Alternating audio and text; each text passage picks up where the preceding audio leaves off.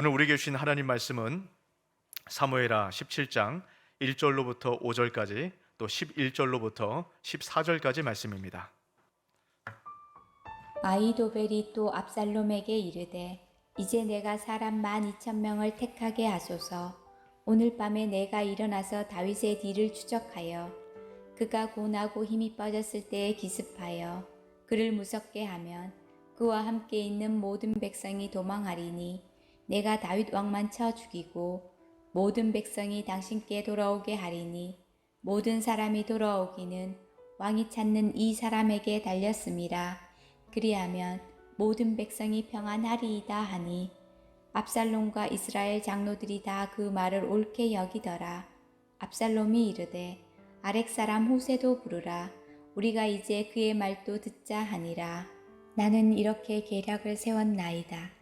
온 이스라엘을 단부터 부엘세바까지 바닷가의 많은 모래같이 당신께로 모으고 친히 전장에 나가시고 우리가 그 만날 만한 곳에서 그를 기습하기를 이슬이 땅에 내림같이 우리가 그 위에 덮여 그와 그 함께 있는 모든 사람을 하나도 남겨두지 아니할 것이요.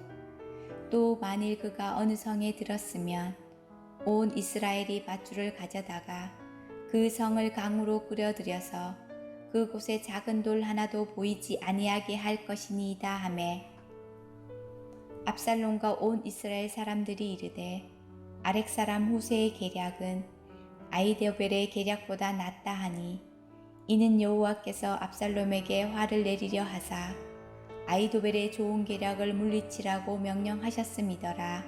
아멘. 아멘. 우리 앞뒤자로 인사할까요? 잘 오셨습니다. 사랑하고 축복합니다.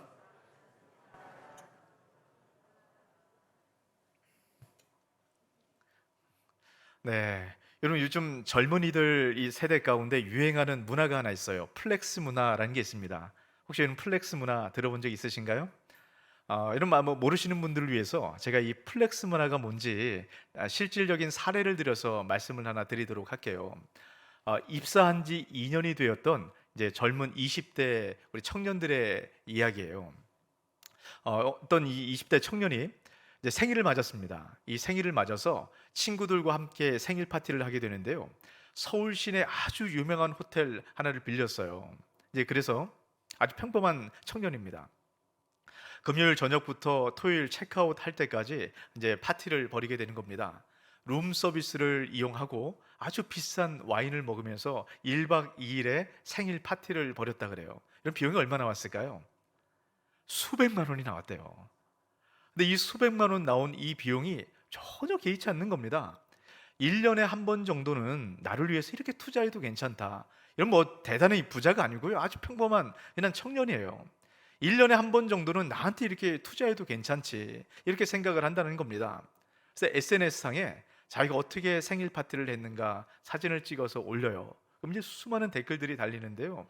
우리 젊은 층은 야, 부럽다. 나도 이렇게 해봐야 되겠다. 대부분 다 이런 댓글들이 달린다 그래요. 자, 여러분에게 물어볼까요? 여러분 이 얘기 어떻게 들리세요? 야, 부럽다. 나도 이렇게 해봐야 되겠다. 그럼 여러분 젊은 세대입니다. 근데 야, 이 젊은이들이 정신이 없다. 철이 없다. 그럼 연식이 조금 있으신 분이고요. 좀 덜 젊으신 분인 것 같아요. 자, 그래서 이 세대의 문화가 왜 이렇게 자기를 과시하고 이렇게 과한 소비를 할까? 이런 이 문화를 만들어가는 이유가 뭘까? 이 전문가들이 분석을 해봤어요.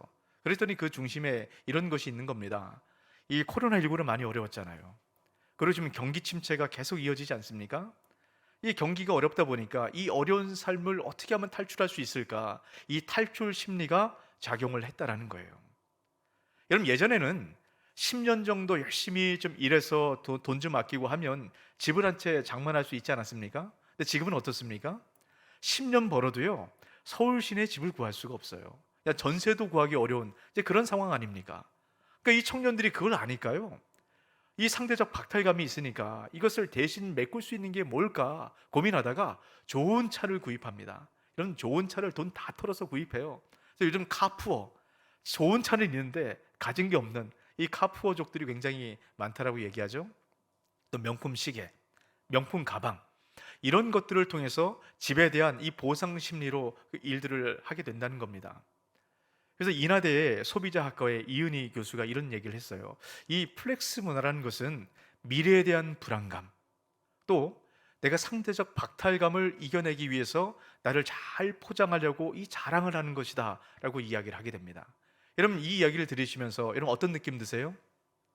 야, 이 시대를 살아가는 청년들 참 힘들다, 참 어렵다, 얼마나 힘들면 이걸 감추기 위해서 이렇게 과시하는 이런 문화를 누리며 살아갈까? 여러분, 이런 생각 들지 않습니까? 여러분, 그런데 이 자기 과시 문화, 여러분, 이것을 그대로 방치해 두게 되면 심각한 죄에 이르게 됩니다. 그 죄가 뭐냐면 허영이에요, 허영. 우리 기독교 전통에 보면 죽음에 이르게 하는 7가지의 죄라는 게 있습니다. 제가 지난주도 잠깐 말씀드렸죠. 분노 역시 죽음에 이르게 하는 7가지 죄 중에 하나예요. 허영도 마찬가지입니다. 우리 그림 한번 보도록 할까요? 네, 우리 기독교 전통 안에 죽음에 이르는 7가지 죄에 대한 얘기가 버전이 굉장히 많아요. 근데 특별히 이것이 가장 기본적이고 전통적인 그런 버전인 것 같습니다. 여러분, 제일 첫 번째, 제일 밑에 어떤 죄가 있죠? 교만이라는 죄가 있습니다. 이게 죄의 뿌리라고 얘기를 해요. 여러분, 아담과 하와가 모든 죄의 시작 아닙니까? 하나님과 같아지려는 교만으로 죄를 시작했어요. 그래서 우리가 저주가 들어오고 사망이 들어오지 않았습니까? 그래서 교만은 모든 죄의 뿌리다, 뿌리죄다라고 얘기를 합니다. 자, 모든 죄의 뿌리인 교만에서 가장 첫 번째로 올라오는 줄기 뭐죠? 허영이에요, 허영. 그래서 이 허영이라는 것은 교만과 가장 가까운 죄라고 얘기를 합니다. 그리고 이 허영이라는 것이요, 자칫 잘못하면 교만으로 넘어가게 돼 있어요. 이 허영이라는 뜻은 이런 겁니다. 빌 허자에 영광 영자를 사용해요. 그러니까 허영이라는 것은 헛된 영광, 비어있는 영광, 가짜 영광, 이런 겁니다.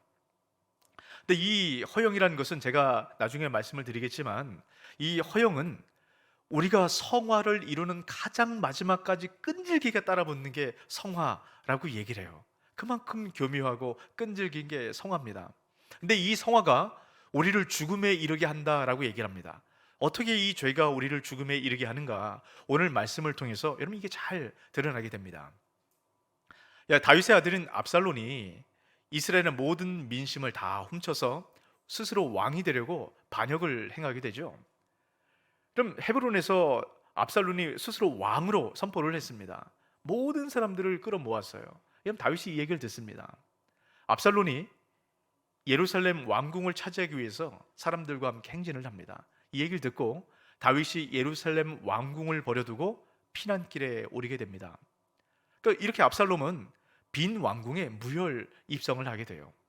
이 왕궁에 들어오자마자 압살롬의 책사가 하나 있었습니다. 이 아히도벨이라는 책사인데요, 이 아히도벨이 아주 중요한 계략 하나를 얘기를 합니다.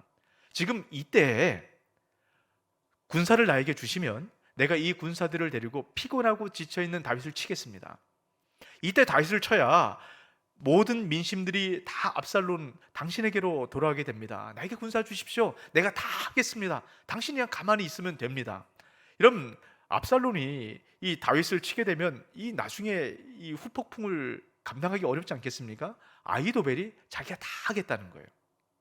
그럼 아히도벨이 어떤 사람이냐면요, 사무엘하 16장 23절에 보시면 아히도벨을 이렇게 얘기합니다. 그때 아히도벨이 베푸는 계략은 사람이 하나님께 물어서 받은 말씀과 같은 것이라. 아히도벨의 모든 계략은 다윗에게나 압살롬에게나 그와 같이 여겨졌더라. 여러분, 아히도벨의 계략 뭐라고 얘기합니까? 하나님의 계략 같아요. 그러니까 아히도벨이 만들어내는 모든 계략은 하나님께로부터 직접 신탁을 받은 것처럼 아주 지혜롭고 아주 확실하고, 이대로만 하면 모든 게 다 풀리는 이제 그런 사람이 바로 아히도벨입니다. 여러분, 이 아히도벨 말대로 하면 지금 다윗은 죽은 목숨이에요. 여러분, 모든 압살롬과 모든 이스라엘 백성들이 아히도벨 계략 너무너무 좋다, 다 이렇게 얘기를 했습니다. 근데 압살롬이요, 뜬금없이 후세를 부릅니다. 이 후세라는 사람 역시 책사예요. 다윗과 평생을 같이 했던 사람이고 다윗의 친구입니다. 근데 이 거짓으로 압살롬에게 지금 투항한 그런 상태거든요. 그러니까 다윗을 너무 잘 알다 보니까 이 후세에게 물어보면 어떻게 이 다윗을 죽일 수 있는 아히도벨의 계략이 효과적인지 확증할 수 있겠다. 이제 이런 생각을 했던 것 같아요. 후세가 아이도벨 계략을 들으니까 야, 이거 이대로 했다가는 다윗이 죽게 생겼거든요. 어떻게 할까 고민하다가 계략을 하나 얘기합니다.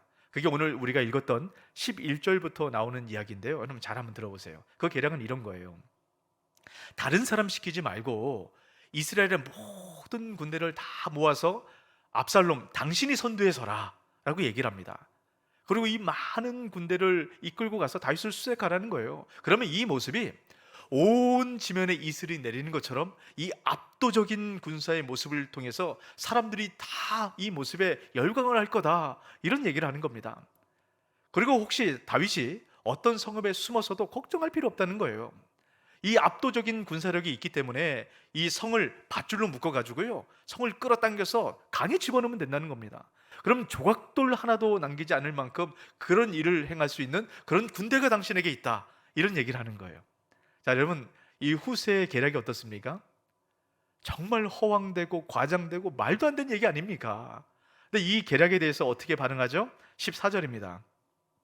압살롬과 온 이스라엘 사람들이 이르되 아렉 사람 후세의 계략은 아이도벨의 계략보다 낫다 하니 이는 여호와께서 압살롬에게 화를 내리려 하사 아이도벨의 좋은 계략을 물리치라고 명령하셨음이더라.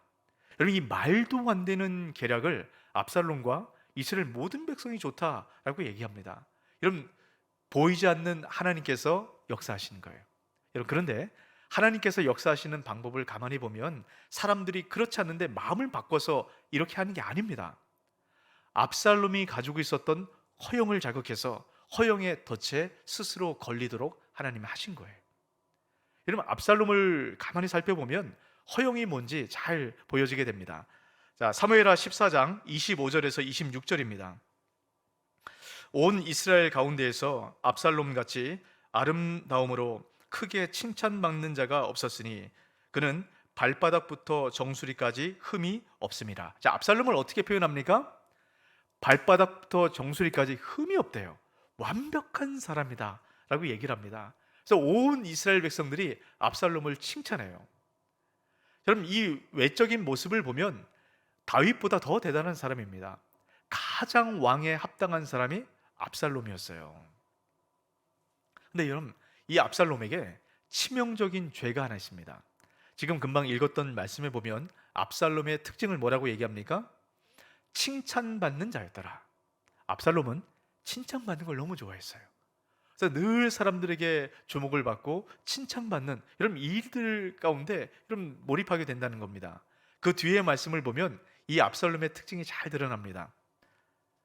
그의 머리털이 무거움으로 연말마다 깎았으며 그의 머리털을 깎을 때에 그것을 달아본즉 그의 머리털이 왕의 저울로 200세겔이었더라. 압살롬이요, 머리를 잘라요. 저도 이번 주에 이발을 했거든요. 저는 이제 한 달에 한 번 정도 이발을 해요. 압살롬은 이발을 언제 하는지 압니까? 1년에 한 번. 여러분, 1년에 한 번 머리를 자르는데요, 이 머리카락 무게가 얼마나 무거웠던지 200세겔이래요.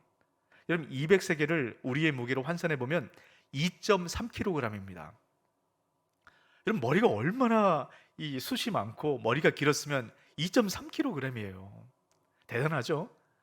여러분, 당시 이스라엘의 미의 기준은 머리에 달려 있었어요. 아주 머리카락이 부드럽고 윤기가 나고 숱이 많으면 정말 아름답다, 이렇게 칭했습니다. 여러분, 압살롬이 이런 칭찬을 받았거든요. 여러분, 한번 상상해 보세요. 1년 동안 머리를 기르고 다녀요. 이런 말을 타고 다닐 때 그 머릿결이 어땠을까요? 아주 아름답게 휘날렸지 않겠어요? 파도 치듯이, 물결 치듯이. 사람들이 그 모습을 보고요, 야, 압살롬 정말 대단하다, 정말 아름답다, 정말 멋있다, 이 사람들이 칭찬이 자자한 겁니다. 그러니까 압살롬이 그 칭찬을 즐기는 거예요. 그러니까 1년에 한 번 머리를 자르죠. 근데 여러분, 결국 압살롬이 어떻게 그 인생이 마무리가 됩니까? 그렇게 자신이 자랑했던, 사람들의 칭찬의 상징이었던 머리카락이 나무에 걸려요. 그래서 결국 죽게 되는 것 아닙니까? 압살롬의 허영이 결국 압살롬을 죽음으로 이끌어간 것이에요. 허영이라는 것은 다른 사람들에게 주목받길 원하고 인정받길 원하고 관심받길 원하는, 여러분, 이런 마음이 허영입니다. 근데 이 허영은 사람들에게 칭찬받는 것, 여러분 좋죠. 칭찬받을 수 있죠. 여러분 그런데 사람들의 칭찬에 주목하기 시작하면 결국 사람들에게 지배를 받게 됩니다. 여러분 이것을 사울을 통해 잘 드러나게 돼요. 여러분 사울은 어떤 사람이죠? 이스라엘의 첫 번째 왕 아닙니까? 여러분 가장 영광스러운 하나님의 기름 부으심을 받았던 왕이에요. 근데 이 사울이 그 하나님의 영광을 잃어버리게 되죠. 여러분 왜 사울이 그 하나님의 영광을 잃어버리게 되었을까요? 사무엘상 15장 24절 말씀 같이 한번 읽습니다. 사울이 사무엘에게 이르되 내가 범죄하였나이다. 내가 여호와의 명령과 당신의 말씀을 어긴 것은 내가 백성을 두려워하여 그들의 말을 청종하였음이니이다. 여러분 사울이 영광을 뺏긴 이유가 뭐라고 지금 말씀하고 있습니까? 하나님의 말씀을 듣지 않았대요. 왜요? 사람의 이야기를 듣느라. 여러분 사울은 처음에 왕이 됐을 때 정말 하나님 말씀에 순종하는 아주 겸손한 사람이었습니다. 나 같은 것을 하나님께서 왕으로 세우셨다. 늘 하나님께 기쁨과 감격으로 살았던 사람이에요. 근데 왕이 되고 시간이 지나면서 사람들에게 칭찬을 받기 시작합니다. 사람들의 얘기가 귀에 들리기 시작하는 거예요.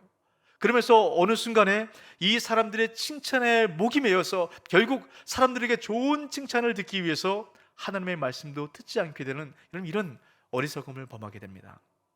근데 이 사람들의 칭찬, 이 사람들의 인정, 여러분 이거는 한순간 사라집니다. 여러분 사울이 왕이었죠.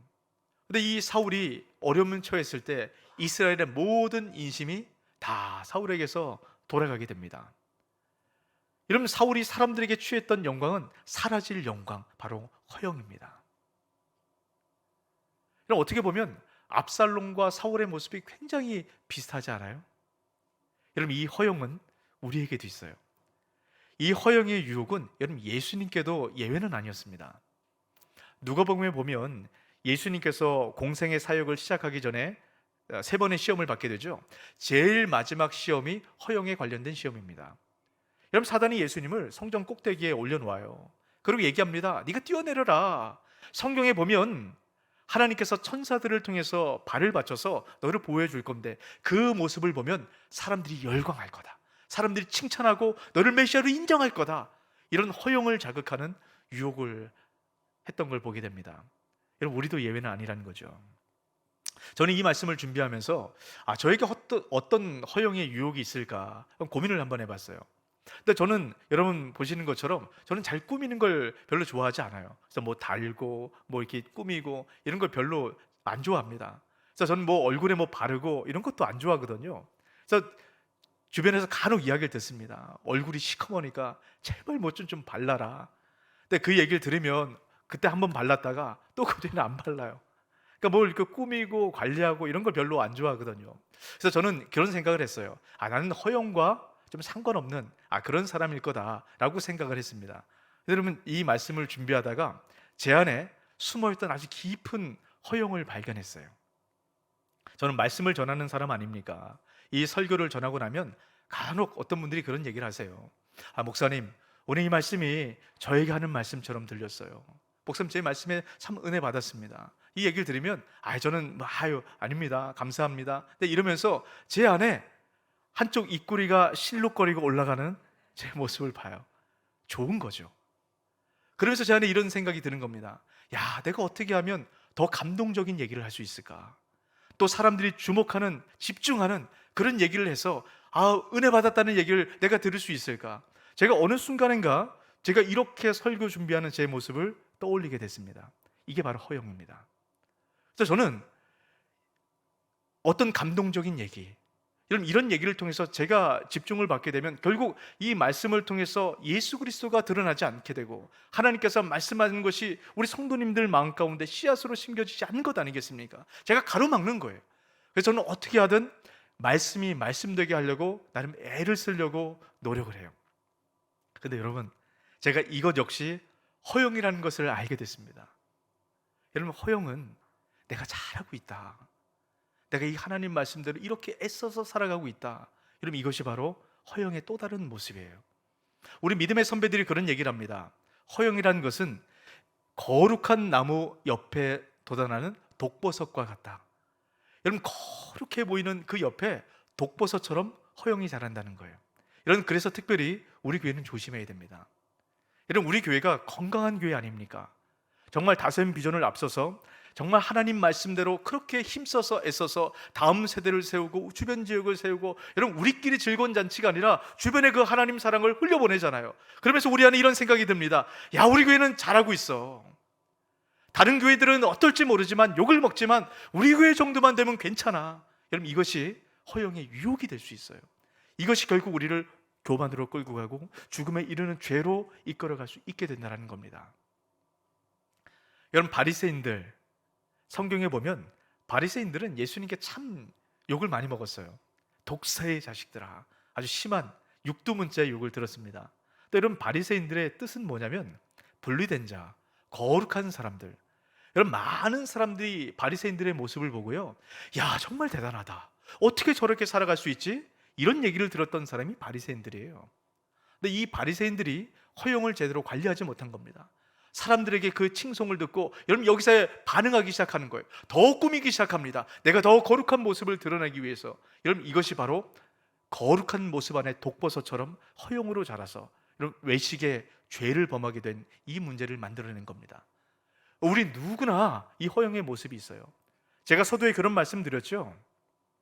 성화를 이룰 때 가장 끝자락까지 붙어있는 것이 바로 허영이다. 이런 누구나에게 있습니다. 그럼 이 죽음에 이르게 하는 아주 교묘한 허영, 이 죄로부터 우리가 어떻게 벗어날 수 있을까요? 여러분, 허영의 죄를 벗어나기 위해서 여러분, 중요한 걸 기억하셔야 됩니다. 여러분, 허영, 사라질 광채, 가짜 영광 말씀드렸잖아요. 우리는 사라질 광채가 아니라 영원한 영광에 우리의 초점을 두어야 됩니다. 종교개혁자인 존 칼빈이 여러분 그런 얘기를 했어요. 하나님의 형상으로 지음받은 우리 한 사람 한 사람은 거울과 같다라고 얘기합니다. 거울의 역할이 뭐죠? 빛을 비추는 거예요. 빛을 반사하는 겁니다. 여러분, 우리는 하나님의 영광의 빛을 받아서 그 빛을 그대로 비추는 사람이 하나님의 형상인 바로 우리입니다. 그러니까 이 세상이 우리를 통해서 야, 하나님이 저런 분이구나, 하나님이 이렇게 은혜를 베풀어 주시는구나, 우리를 통해서 비춰야 된다는 거예요. 이게 하나님의 형상입니다. 여러분, 그런데요, 거울인 우리 안에 하나님의 형상이 비춰지지 않는 부분만큼 이 세상의 헛된 영광, 사라질 광채가 그 자리를 차지하게 되는 거예요. 그래서 우리는 끊임없이 이 세상에 사라질 영광과 광채가 아니라 그 영원한 영광, 그 영원한 광채, 거기에 초점을 맞추고 집중해야만 이 허영으로부터 벗어날 수 있다라고 말씀을 하는 겁니다. 여러분, 그러면 그 영원한 광채에 초점을 집중한다, 여러분, 이게 어떤 의미가 있을까요? 다윗을 통해서 우리가 생각해 볼 수 있습니다. 여러분, 다윗이 피난길에 올랐을 때 제사장 사독이 다윗을 찾아왔어요. 하나님의 궤를 갖고 찾아왔습니다. 여러분, 하나님의 궤가 뭐죠? 하나님 임재를 상징하는 겁니다. 하나님의 궤가 함께 있다는 것은요, 하나님께서 함께 하고 계신다, 이게 증거가 되는 거예요. 그러면 지금은 왕의 자리를 빼앗겼지만 하나님께서 함께 하신다, 여러분, 이것을 백성들에게 어필하게 되면 백성들의 마음을 다시 모아서 잃어버렸던 왕의 자리를 되찾을 수 있는 겁니다. 하나님의 궤는 아주 중요한 도구예요. 그러니까 제사장 사독이 다윗에게 그것을 갖고 온 겁니다. 그런데 이 사독에게 다윗이 뭐라고 얘기하는 걸 여러분 잘 들어보세요. 사무엘하 15장 25절에서 26절입니다. 왕이 사독에게 이르되, 보라, 하나님의 궤를 성읍으로 도로 메어가라. 만일 내가 여호와 앞에서 은혜를 입으면 도로 나를 인도하사 내가 그 궤와 그 계신 데를 보이시리라. 그러나 그가 이와 같이 말씀하시기를, 내가 너를 기뻐하지 아니한다 하시면 종이 여기사오니 선히 여기시는 대로 내게 행하시옵소서 하리라. 지금 다윗이 뭐라고 얘기합니까? 하나님의 궤 가져가라. 내가 왕의 자리를 차지하기 위해서 하나님의 궤를 이용하고 싶지 않다 라고 얘기를 하는 겁니다. 그러면서 이런 얘기를 해요. 하나님께서 나를 왕으로 세우셨다면 다시 예루살렘 왕궁으로 돌아가 하나님의 궤가 있는 그 궤 앞에 내가 서도록 하나님 은혜를 베푸실 것이다. 하지만 하나님께서 나를 기뻐하지 않으시면, 내 왕위가 다 해서 이젠 내가 왕의 역할을 감당하지 않도록 이제 끝났다라고 말씀하시면 내 왕위를 압살롬에게 빼앗아서 압살롬에게 주셨을 것이다 라고 얘기를 합니다. 다윗의 모든 관점은 왕이 있지 않아요. 이런 왕의 자리 얼마나 영광스러운 자리입니까? 하지만 다윗은 아무리 영광스러운 자리에 있다 할지라도 하나님의 영광의 광채가 떠나면 그것은 아무것도 아닌 것을 다윗은 알았던 거예요. 여러분, 우리가 이 세상을 살아가면서 사라질 영광들의 여기에 심취해서 이 빛에 취해서 그렇게 살아가지 않습니까? 돈, 권력, 명예, 여러분 이런 것 붙들고 우리가 살아가려고 해요. 근데 여러분, 돈, 권력, 명예 이게 나쁜 게 아닙니다. 하지만 돈, 권력, 명예 이 세상에서 말하는 그 사람들의 그 영예로운 것, 여러분 이것 안에 하나님의 광채가 떠나버리면 이것은 아무것도 아닙니다. 여러분 꺾여진 꽃과 같아요. 뭔가 있는 것처럼 보이지만 한순간에 쓰러져 버리는 이런 그런 안개와 같은 것이 이 세상의 헛된 영광이다 라고 이야기를 합니다. 여러분, 그래서 우리는 이 사라질 광채가 아니라 영원한 영광, 영원한 광채 이것 붙들고 살아가고 여기에 초점을 맞춰야 돼요. 여러분, 그러기 위해서는 영원한 삶을 여러분 기억해야 됩니다. 이 세상 이후에 그 영원한 삶을 여러분 기억하셔야 돼요. 우리가 영원한 삶을 기억하지 못하면 사라질 영광의 광채 여기에 사로잡혀서 살아가게 됩니다. 여러분, 우리는 언젠가는 하나님 앞에 서게 돼요. 하나님 앞에 서게 되면 우리가 그렇게 붙들고 있었던 이 세상의 광채, 야, 이것만 있으면 정말 내가 영화롭게 되겠다 그렇게 생각했던 이 광채들은 한순간 빛을 잃습니다. 하나님의 영광의 빛 앞에 그 빛을 발할 수 없는 거죠. 여러분, 이 세상에 사라질 이것에 가치 두지 마시고 여러분 영원한 것에 가치를 두고 소망을 두고 초점을 맞춰 살아가시는 저와 여러분 되시길 주 이름으로 축복합니다. 여러분, 제가 이 마지막으로 이 모파상의 이 목걸이라는 이 소설을 통해서 여러분 잠깐 말씀을 전하고 이야기를 마치고 싶어요. 여러분, 모파상의 목걸이 이 소설 너무 잘 아시죠? 이 주인공은 여주인공이에요. 마틸드라는 여주인공인데요. 이 여주인공은 굉장히 아름답고 매력적인 그런 여성입니다. 그런데 이 여성이 늘 마음에 아픈 마음이 있었어요. 그건 뭐냐면 내가 가난한 집에 태어나서 이 하급 공무원인 남편과 결혼해서 내가 이렇게 산다. 늘 이런 자기 자격지심에 이런 아픈 마음을 갖고 살아가던 여인입니다. 이 여인에게 어느 날 고관들이 모이는 파티에 참석할 수 있는 티켓을 남편이 갖고 왔어요. 너무 여인은 기뻤습니다. 그래서 이 파티에 참석하려고 옷장을 탁 열어보니까 이런 옷장에 열면 입을 만한 옷이 있습니까? 없습니까? 없어요. 옷은 많은데 늘 입을 만한 옷이 없어요. 참 이상하죠. 옷장이 마법의 상자도 아니고요. 그러니까 이 여인은 화가 나는 거예요. 아니, 파티는 가야 되는데 입을 만한 옷이 없는 겁니다. 남편을 달달 볶으니까요, 남편이 그동안 모아뒀던 비상금, 거금의 비상금을 꺼내가지고 드레스를 사줘요. 근데 이 드레스에 맞는 장신구를 해가야 되는데 장신구가 없는 겁니다. 그래서 이 주인공이 친구에게 가서 아주 비싼 진주 목걸이를 빌려오게 돼요. 이 진주 목걸이를 차고 아주 화려한 옷을 입고 사람들 앞에서 춤을 추는데 문 남성의 시선들이 다 그 여인에게 쏠리는 겁니다. 너무 기쁜 거예요. 너무 자랑스러운 겁니다. 그렇게 행복하게 파티를 잘 마치고 집으로 돌아왔어요. 근데 그 비싼 진주 목걸이가 사라진 겁니다. 아무리 찾아봐도 없는 거죠. 그래서 어떡할까 고민하다가 그 똑같은 진주 목걸이를 사서 친구에게 줍니다. 근데 얼마나 비싸던지요. 갖고 있던 모든 재산을 모으고 집을 팔아도 안 되는 겁니다. 그래서 큰 빚을 졌어요. 그리고 친구에게 주고 나서 10년 동안 그 빚을 갚기 위해서 죽을 고생을 합니다. 그렇게 아름답고 매력적이던 얼굴이요, 비참해졌어요. 그리고 그 아름답던 그 머리카락, 이런 반백이 된 이런 그런 노인의 모습으로 바뀌어져 가게 됐습니다. 얼마나 고생을 했던지요. 그 10년의 시간을 다 지나서 빚을 다 갚았을 그때쯤에 그 친구를 만나게 돼요. 진주 목걸이를 빌려줬던 친구를. 그러면서 자랑스럽게 얘기합니다. 사실 내가 이런 일이 있었다. 근데 내가 이 10년 동안 이렇게 고생해서 그 거금을 다 이 빚을 갚았다라고 얘기를 합니다. 그 친구가 그 얘기를 듣고 깜짝 놀라서 얘기를 하죠. 그 진주 목걸이는 가짜였다고. 여러분 이 얘기를 듣는 순간 주인공의 마음이 어땠을까요? 10년의 그 노력과 그 애씀이 한순간 다 무너져 버린 것 아니겠습니까? 모파상이 얘기했던 진주 목걸이는 우리 사람들이 추구했던 허영의 욕망을 얘기해요. 여러분 우리가 이 세상의 헛된 영광, 사라질 영광, 이것을 취하기 위해서 그렇게 아등바등 10년의 고통의 시간을 보냈지만 결국 그것이 가짜라는 것을 알게 된다는 겁니다. 언제요? 주님 앞에 서게 되면, 진짜 영광 앞에 서게 되면 이 세상에 추구했던 영광이 가짜라는 것을 알게 돼요. 여러분 그렇게 죽을 고생을 다해서 살았는데 가짜면 얼마나 그 인생이 허무하겠어요. 10년의 모든 시간들, 아니요, 평생의 모든 시간들이 다 허무하게 사라져 버리게 되는 것입니다.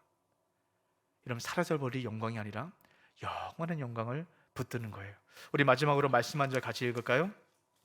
고린도 후서 4장 17절에서 18절 말씀 같이 한번 읽습니다. 우리가 잠시 받는 환난에 경한 것이 지극히 크고 영원한 영광에 중한 것을 우리에게 이루게 함이니 우리가 주목하는 것은 보이는 것이 아니요 보이지 않는 것이니 보이는 것은 잠깐이요 보이지 않는 것은 영원함이라. 여러분 우리는 고통스러운 이 세상을 살아가요. 그런데 어떤 사람들은 사라질 영광, 허영을 따라서 고통스러운 삶을 살아갑니다. 여러분 이 삶의 끝은 허무한 삶이죠. 여러분 우리도 예수 그리스도를 믿고 따르지만 때로는 우리 삶의 모습을 보면 고통스러워요. 근데 우리가 받는 이 고통은 영원한 영광, 그 영광을 향한 고통입니다. 여러분 영광을 향한 고통은요, 주님 앞에 서게 될 때 그 찬란한 영광으로 여러분 우리가 보상받게 되는 것 아니겠습니까? 여러분 어떤 것을 취하시겠습니까? 헛된 영광 때문에 여러분 고통하는 그런 삶을 사시겠어요? 아니면 영원한 영광을 취하는 여러분 그런 삶을 사시겠습니까? 영원한 것을 위해서 영원하지 않는 것을 포기하는 것은 절대 어리석은 것이 아니다. 짐 엘리엇 선교사의 이야기를 이런 마지막으로 마음에 새기시기 바랍니다. 영원한 것을 위해서 영원하지 않는 것을 포기하는 것, 이게 지혜로운 삶입니다. 여러분 이 하늘의 지혜를 이런 마음 가운데 새기시고 여러분 영원한 것에 가치를 두고 영원한 것을 위해서 살아가는 저와 여러분 되시길 주의 이름으로 축복합니다. 아멘. 이 말씀 기억하시고 우리 함께 찬양할까요?